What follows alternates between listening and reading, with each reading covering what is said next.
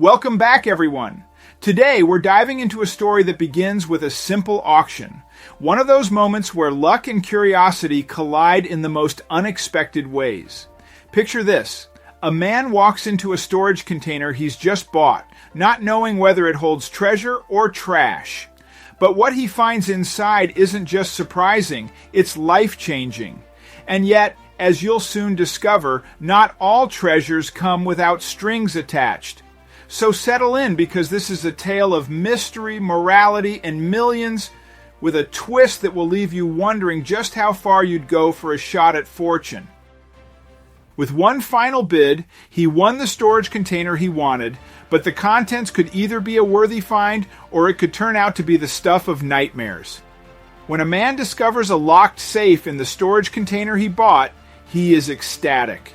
It's a find that most can only dream of, but he doesn't expect the police to turn up at his front door hours later. But before we start, smash the like button and make sure to subscribe if you haven't, and hit that notification bell so that you won't miss any new stories. He was just starting to get comfortable with bidding on storage containers that were on auction. Spending money on stuff like that was a huge gamble, especially when you had no idea what was inside.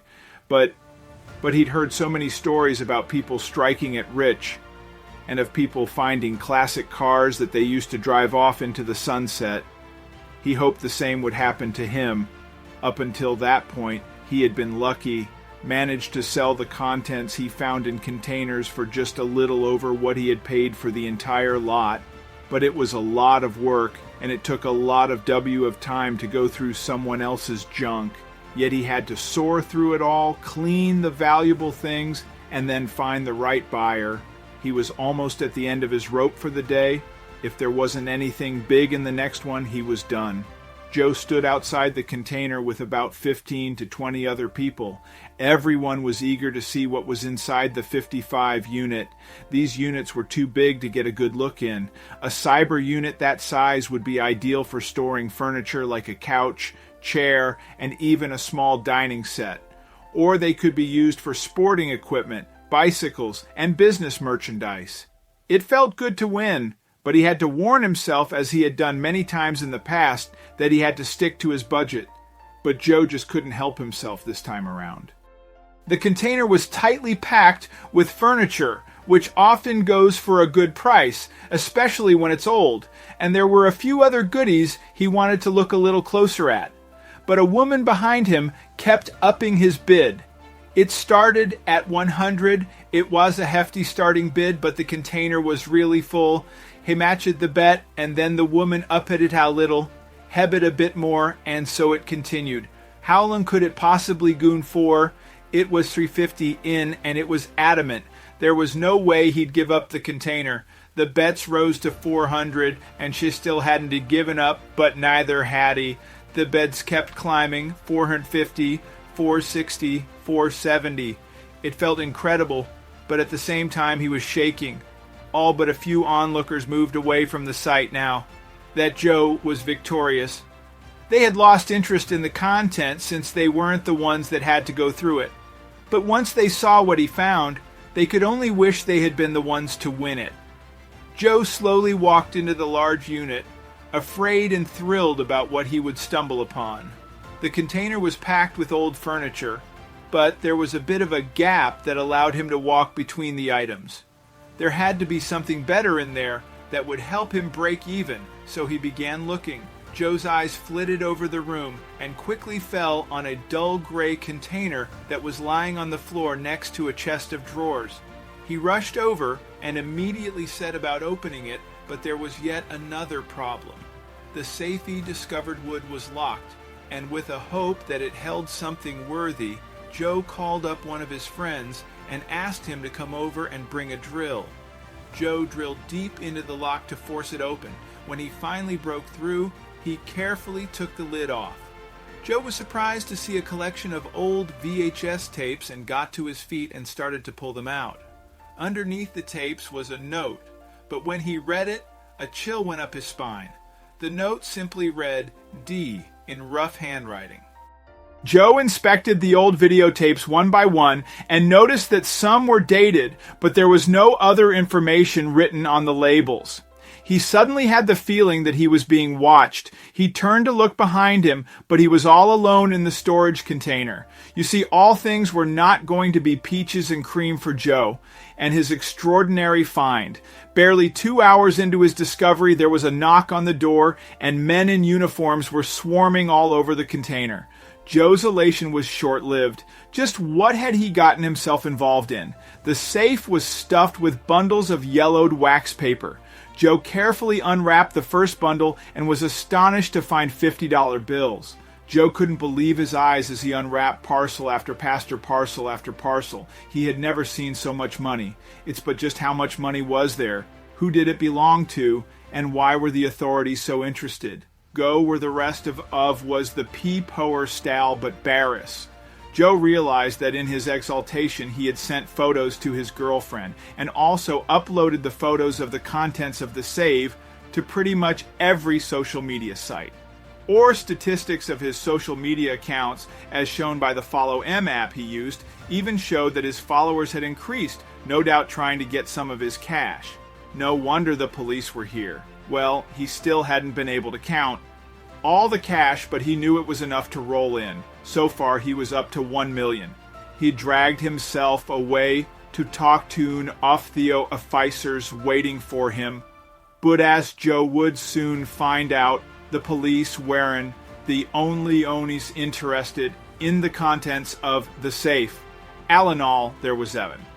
5 million stashed away in a few safes around he containers. Everything from nickels to 100 bills and pink slips for cars. There was just one gigantic problem. The original owner had gotten wind of the F and had hired some top-notch lawyers to get back his fortune. Joe was in trouble. Almost as soon as Joe had found the huge amount of cash, he started to receive threats, and things started to take a frightening turn. Everything started moving extremely quickly after the police arrived. Soon after, Joe caught a call from the lawyers telling him in no uncertain terms that he must return the money, but that he could keep $600,000 as a finder's fee. Joe had been told in no uncertain terms to leave everything as he had found it until the case wound up. But a man's curiosity could only be kept at bay for so long. He had to know what was on the tapes. One sleepless night, he carefully opened the plastic bag they had been sealed in, popped one into an old VCR, and pressed play. As Joe tells it, he witnessed something that made his blood run cold on those tapes, and now that he had watched them, he could never unsee them again. Dojo wrestled with it, a dilemma. If the owner of the safe knew that the tapes had been found, would they come after him? Did he just keep quiet? Did they already know he had seen them? Night after sleepless night, the images plague him. So what had he seen on the tapes? After consulting with his friends, Joe learned that in the state of California, once a unit had been sold, the contents were no longer owned by the delinquent tenant. He had full rights to keep anything in the unit after all. He had purchased it fair and square. But the lawyers were not going to back down that easily. Thinking that they were doing Joe's service, they upped the finder's fee to $200,000, and they were playing hardball. Who knew what these people were capable of? Joe began wondering just how someone forget S7. $5 million in a delinquent storage rental. So would he only get $1.2 million?